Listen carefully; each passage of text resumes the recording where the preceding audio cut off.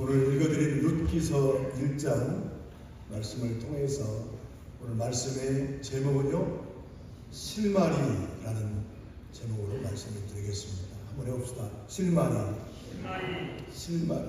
그래서 여기에 실마리가 잘 풀린다, 안 풀린다, 그런 말이 있죠. 요즘은 모든 실을 살 때에 실패에 그 잘 감겨서 정돈되게 잘 감겨 나와서 예전처럼 실이 엉키는 일이 그렇게 드물잖아요. 저희 어릴 때만 해도 실이 이 실패에 감겨 나오지 않고 그냥 실을 팔 때 저 동대문 시장가서 하면 실타래로 그냥 큰 실타래로 이렇게 팝니다. 그래서 시장에서 그 실타래를 엄마가 사오면 자녀들은 어떻게, 얘들아 앞에 앉아라. 그래서 양손에 그 실타래를 이렇게 들고 있고 팔이 얼마나 아픈지 모르겠어요. 그걸 또 일일이 어머니는 다 그 실패에다가 옮겨가지고 풀어 실패에 이제 감아 쓰곤 했습니다. 그런데 그 실타래를 실패에 감지 않고 그냥 빼서 쓰다 보면 중간에 엉키게 된다는 거예요. 그거 하나 또 찾으려면 엄청 고생을 합니다. 이 엉키고 설킨 실을 풀기 위해서는 뭘 찾아야 되는가? 오늘 말씀의 주제입니다. 뭘 찾아야 됩니까? 실마리를 찾아야 된다는 거예요. 실은 스레드인데 마리는 끝이에요. 엔드라고 하죠. 실의 끝을 찾아야 돼요. 원인을 찾아야 된다는 거예요. 그런데요, 이 실마리만 찾으면 엉킨 실을 잘 풀 수 있다는 이 원리가 우리의 삶 속에 또 그대로 적용이 된다는 거예요. 오늘 본문에 등장하는 룻을 우리가 잘 알고 있습니다. 룻의 삶은 그야말로 그의 삶이 그냥 우여곡절 속에 얽히고 설킨 실타래와 같은 그런 삶을 살았습니다. 룻은 이주민인 유대인과 결혼했지만 결혼한 지 얼마 못 되어서 남편을 잃어요. 과부가 된 겁니다. 거기다가 그야말로 남은 한 사람 시어머니마저 이제 룻을 두고 고향으로 돌아간다는 거예요. 룻은 이방 여인이기 때문에 이방 여인이 유대인들이 이방인들을 어떻게 대하는지, 그리고 자신의 지금 신분이 과부가 됐으니 과부를 어떻게 대하는지, 어떤 처지인지 충분히 알았을 것입니다. 신명기 23장 말씀에 보면 암몬 사람과 모압 사람은 여호와의 총에 들어오지 못하리니, 이 룻은 저 모압 사람입니다. 암몬과 모압 사람은 여호와의 총에 들어오지 못하리니 그들에게 속한 자는 10대뿐만 아니라 영원히 여호와의 총에 들어오지 못하리라. 그들은 너희가 애굽에서 나올 때 떡과 물로 너희를 길에서 영접하지 아니하였고 메소포타미아의 부돌 사람 부올의 아들 발람에게 뇌물을 주어 너희를 저주하게 아니하였으나 내 하나님 여호와께서 너를 사랑하심으로 내 하나님 여호와께서 그 저주를 변하여 복이 되게 하셨나니 내 평생에 그들의 평안함과 형통함을 영원히 구하지 말지니라. 모압 여인 룻이 그야말로 유대인들이 이방인인 자신들을 어떻게 대하는가, 여기 모압 사람, 암몬 사람은 여호와의 총에 들어갈 수가 없어요.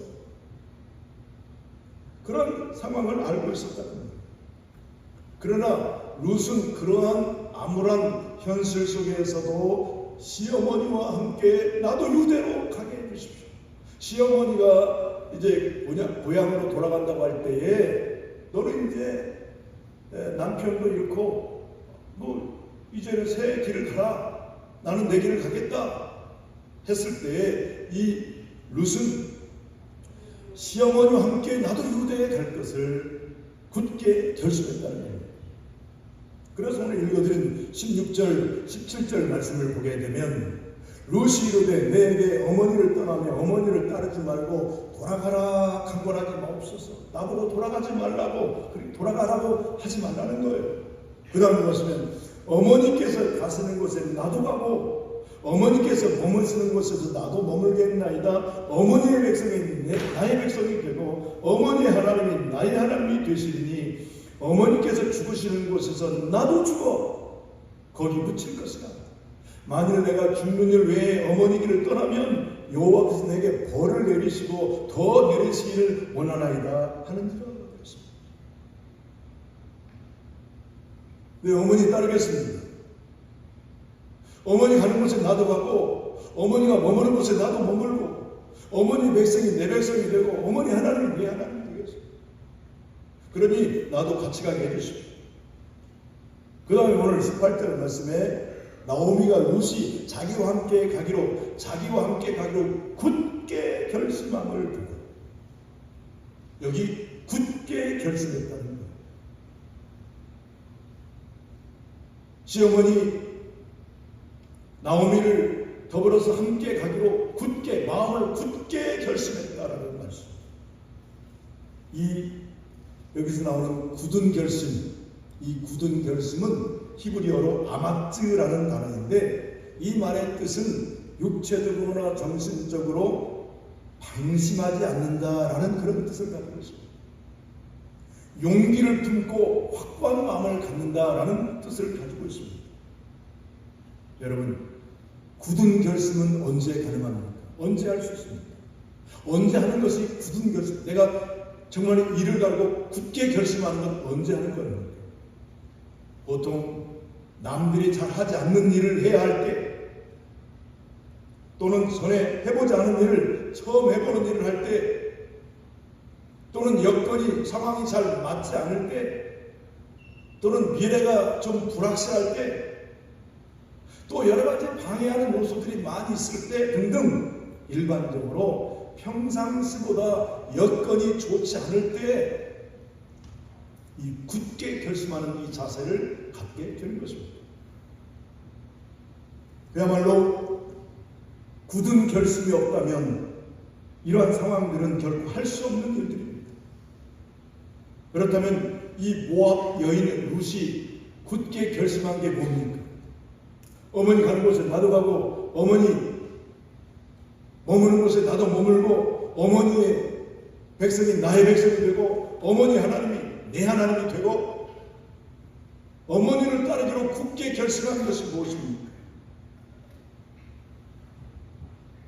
그는 오직 어떤 경우에도 하나님만을 의지하고 하나님의 보호 아래 살 것과 참되시고 살아계신 하나님을 알고 그 백성들과 함께 살기를, 그리고 하나님만을 경외할 것을 굳게 결심한 것입니다. 룻의 결심이 그렇습니다. 비록 이방 여인이었지만 이제는 하나님만을 신뢰하고 하나님만을 의지하고 하나님의 보호하심 속에 살기로 굳게 결심했다는 것입니다. 얼마나 놀라운 신앙입니까? 이 룻은 이방 여인입니다. 이방 여인으로서 이 룻의 얼마나 놀라운 신앙의 고백입니까? 그렇다면 룻이 어떻게 이런 신앙을 갖게 됐을까요? 어떤 이런 놀라운 신앙을 룻이 갖게 되었습니까? 바로 시어머니 나오미를 통해서 받은 선한 영향력이라고 말할 수 있습니다. 나오미가 누굽니까? 룻과의 관계는 그야말로 시어머니와 며느리예요. 시어머니는 뭐냐? 법적인 엄마. 영어 성경에 보니까 mother-in-law, mother는 mother인데 law, 법적으로 어머니지 실제는 남남이잖아요. 며느리 시어머니 관계는. 그런데 그 시어머니를 통해서 받은 선한 영향력을 그가 받게 됐다는 거예요. 그 나오미는 그의 며느리를 부를 때 뭐라고, 얘 며느라 부른 것이 아니라 딸들아 이렇게 불렀어요. daughters, 딸들아. 여러분, 며느리들을 향해서 딸들아, 내 딸들아라고 주저하지 않고 나오는 그런 부르는 나오미를 통해서 우리는 나오미가 비록 이방 여인들이었지만 그들을 얼마나 사랑했는가를 알 수가 있습니다. 정말 그들의 장래를 진정으로 염려하는 모습, 그런 모습을 이 나오미의 인품에서 볼 수가 있는 것입니다. 룻은 나오미와 살면서 시어머니의 이런 신앙과 인품을 잘 본받게 된 것입니다.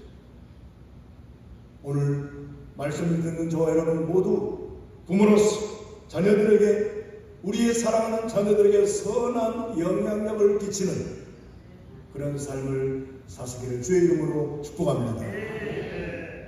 그런데 성경에는 여기 오늘 룻 말고도 굳게 결심한 분 또 한 분이 계시는데 그분이 누구시냐? 예수님이세요. 굳게 결심. 누가복음 9장 51절 말씀을 보면 예수께서 승천할 기약이 차감해 예루살렘을 향하여 올라가기로 굳게 결심합니다. 예루살렘을 향하여 올라가기로 굳게 결심합니다. 여기 굳게 결심했다라는 말씀 역시도 확고부동하게 고정시키는 거예요. 픽스되는 거예요. 고정시키는 거예요. 결코 흔들리지 않는 그런 상태를 말하는 것입니다. 어떤 상황에서도 마음이 흔들리지 않는, 그게 굳게 결심. 예수님이 그런 마음을, 그런 결심하셨다는 겁니다. 우리가 마음이 흔들리면 행동을 옮길 수가, 이럴까 저럴까 마음이 흔들리면 행동을 옮길 수 없는 겁니다. 우리 주님께서는 인류 구원을 위한 고난을 몸소 받으시고 예루살렘에 올라가시는 것은 인류 구원을 위한 고난을 몸소 받으실 것을 굳게 결심하시고 올라가다. 이런 예수님의 굳은 결심이 십자가의 모든 고통과 조롱과 모욕을 참고 마침내 승리하게 하신 것입니다. 사랑하는 성도 여러분, 그렇다면 이런 룻이 했던 굳은 결심, 예수님이 행하셨던 그 굳은 결심, 오늘 저와 여러분에게도 그 굳은 결심이 필요하다는 겁니다. 베드로 사도는 베드로후서 1장 10절 말씀에 그러므로 형제들아 더욱 힘써 너희 부르심과 택하심을 굳게 하라. 굳게 하라. 너희가 이것을 행한즉 언제든지 실족하지 아니하리라. 이같이 하면 우리 주 곧 구주 예수 그리스도의 영원한 나라에 들어감을 넉넉히 너희에게 주시리라. 아멘. 굳게 하라는 것입니다. 우리의 훌륭한 믿음의 선진들, 신앙의 선배들은 믿음을 지키기 위해서 항상 마음을 항상 굳게 했다는 거예요. 다니엘이 아십니까? 다니엘은 뜻을 정하고 하나님 앞에서 자신의 몸과 마음을 정결하게 하기로 결심했다는 거예요. 굳게 결심했다는 겁니다. 오늘 다니엘이 어떻게 포로의 몸으로, 끌려온 포로의 몸으로 당시 세계의 최강인 바벨론의 총리의 자리까지 어떻게 오를 수가 있었겠습니까? 다니엘 역시도 포로라는 뒤엉킨 삶을 축복의 삶으로 풀어갈 수 있었던 것은 그가 뜻을 정했다는 겁니다. 뭐라고 뜻을 정했습니까? 하나님께서 기뻐하시는 삶을 살고야 말리라. 이런 결심을, 뜻을 정하고 굳게 결심했다는 거예요. 다니엘서 1장 8절에 보면 다니엘은 뜻을 정하여 왕의 음식과 그가 마시는 포도주로 자기를 더럽히지 아니하리라 하고 자기를 더럽히지 아니하도록 환관장에게 구하니 하나님이 다니엘로 하여금 환관장에게 은혜와 긍휼을 얻게 하시니라. 아멘. 다니엘은 뜻을 정했어요. 내가 결코 더럽히지 아니하리라, 정결하게 하리라. 그래서 환관장에게 나는 음식을 먹지 않겠습니다. 채식을 하겠습니다. 오늘 레위기 11장을 보면 선민인 이스라엘 자손들이 지켜야 될 정결 규례가 나옵니다. 정결 규례가 나오는데 이 정결의 규례는 정한 짐승과 부정한 짐승에 대한 규례가 나오고 부정한 일에 대한 규례들이 나오는데, 하나님께서 이스라엘 백성들에게 이 정결 규례를 주시는 이유는 결코 백성들의 삶을 통해서 하나님의 거룩함이 훼손되지 않게 하기 위해서 정결 규례를 주신 거예요. 그래서 레위기 11장 44절 말씀에 보면 나는 여호와 너희 하나님이라 내가 거룩하니 너희도 몸을 구별하여 거룩하게 하고 땅에게는 길짐승으로 말미암아 스스로 더럽히지 말라. 나는 너희 하나님이 되려고 너희를 애굽 땅에서 인도하여낸 여호와라. 내가 거룩하니 너희도 거룩할지니라. 아멘. 하나님께서 백성들에게 정결 규례를 주신 것은 부정한 짐승, 부정한 음식을 먹지 못하게 하신 것은 하나님의 거룩함을 나타내게 하기 위해서, 훼손되지 않게 하기 위해서. 그래서 다니엘은 특별히 궁중에서 생활하는데 특별히 요청을 했습니다. 저에게는 채식을 주십시오. 채소만 주십시오. 상추만 주십시오. 이거예요. 왕궁에서 먹는 육식, 고기 음식에 문제가 있었던 것으로 볼 수가 있습니다. 예를 들면 짐승을 어떻게 잡았는가, 잡는 문제라든지, 혹 짐승을 잡을 때 피를 제거하지 않고 음식을 만들었는가 등등 여러 가지로 음식에, 이 고기에 대한 여러 가지 문제가 있을 수 있기 때문에 나는 고기 음식을 먹지 않겠습니다. 우리는 채식만 주십시오. 사랑하는 성도 여러분, 룻이 자신의 엉킨 실타래 같은 삶을 어떻게 축복된 삶으로 풀어냈습니까? 그 실마리가 무엇입니까? 오늘 말씀의 주제인 실마리입니다. 룻이 얽히고 설킨 그의 얽힌 삶을 풀어낸 실마리가 뭡니까? 그것이 바로 굳은 결심이라는 거예요. 굳은 결심. 룻의 굳은 결심은 그의 얽히고 설킨 삶을 축복의 삶으로 풀어낼 수가 있었다는 겁니다. 다니엘의 그 포로 생활의 고단함 가운데서도 어떻게 그가 총리의 자리까지 올라갈 수가 있었겠습니까? 목숨 걸고 자신을 더럽히지 않게 하기 위해서 뜻을 정하고 믿음을 지켰기 때문에. 그렇다면 오늘 우리는, 다니엘이 그렇다면, 룻이 그렇게 살았다면, 예수님이 그렇게 행하셨다면, 오늘 그렇다면 우리는, 나는 우리 앞에 엉킨 실타래와 같은 문제들을 풀기 위해서 어떤 결심을 해야 하는 것입니까? 역시 우리도 룻처럼, 다니엘처럼, 예수님처럼 굳은 결심을 해야 하는 것입니다. 우리 모두가 해야 될 공통적인 굳은 결심이 무엇입니까? 어떤 상황 속에서도 오직 예수님만 바라보는 거예요. 따라합시다. 어떤 상황 속에서도 오직 예수님만 바라봅시다. 이게 오늘 우리의 굳은 결심. 오늘 말씀을 전하는 자나 듣는 우리 모두에게 오늘 이 시간의 말씀 중에서 알고자 하는 결심은 뭐냐? 오직 주님만을 바라보겠습니다. 히브리서 12장 2절 말씀에 오직 믿음의 주여 온전히 하신 이인 예수를 바라보자. 그는 그 앞에 있는 기쁨을 위하여 십자가를 참으사 부끄러움을 개의치 아니하시더니 하나님 보좌 우편에 앉으셨느니라. 믿음의 주여 온전히 하신 예수만을 바라보자. 골로새 3장 1절 그러므로 너희가 그리스도와 함께 다시 살리심을 받았으면 위의 것을 찾으라. 위의 것을 찾으라. 거기는 그리스도께서 하나님 우편에 앉아 계시느니라. 위의 것을 생각하고 땅의 것을 생각지 말라. 이는 너희가 죽었고 너희 생명이 그리스도와 함께 하나님 안에 감춰졌음이니라.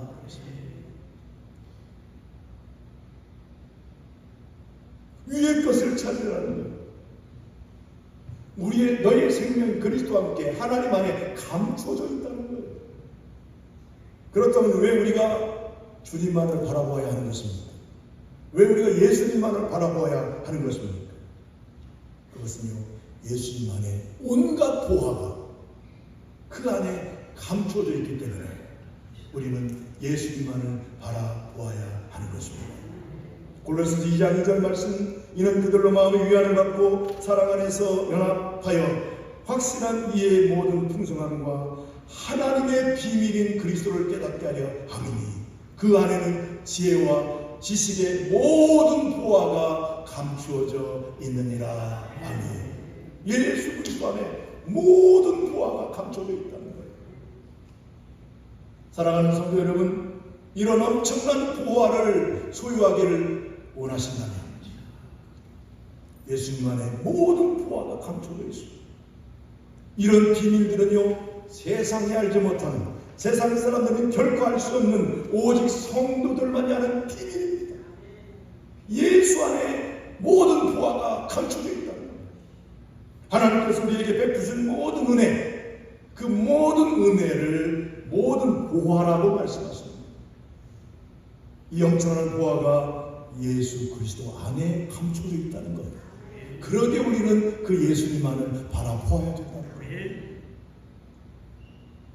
예수님 안에 감추어진 이 보화를 날마다 발견하여 우리의 삶이 날마다 풍요로워지고 부유해지는 그런 은혜를 받으시기를 주의 이름으로 축복합니다. 하나님 앞에서 올바른 신앙생활을 하기 위해서는 올바른 결심이 필요하다는 거예요. 오늘 말씀을 들으면서 우리 마음속에 굳은 결심이 필요하다는 거예요. 여러분의 가정의 삶이, 개인의 삶이, 사업에 어떤 문제가, 자녀들의 문제가 엉켜져 있습니까? 풀리지 않은 엉켜있는 그런 상태에 놓여 있습니다. 우리 미래가 보이지 않습니까? 소망이 보이지 않습니까? 답답한 삶을 살고 있다면 어떤 상황 속에서도 우리는 하나님만을 바라보고 주님만을 바라보고 그리고 나아갈 것을 굳게 결심하시기를 바랍니다. 상황이 힘들고 어렵고 답답한 상황이 있을지라도 우리가 바라봐야 할 것은 위의 것, 오직 주님만을 바라보는 것이 답입니다. 실마리가 바로 거기 있습니다. 엉키고 얽힌 실타래 같은 답답한 인생의 순간에도 낙심하지 마시고 우리 훌륭한 믿음의 성도들 같이 오직 하나님만 바라보며 의지하며 하나님의 놀라운 축복을 받아주시기를 주의 이름으로 축복합니다. 신앙생활에 방해가 되고 장애가 되는 모든 것을 뛰어넘는 굳은 결심으로 날마다 주 앞에 나아가 얽히고 설킨 그런 삶의 실마리가 풀려지는 그런 놀라운 은혜가 있기를 주의 이름으로 축복합니다.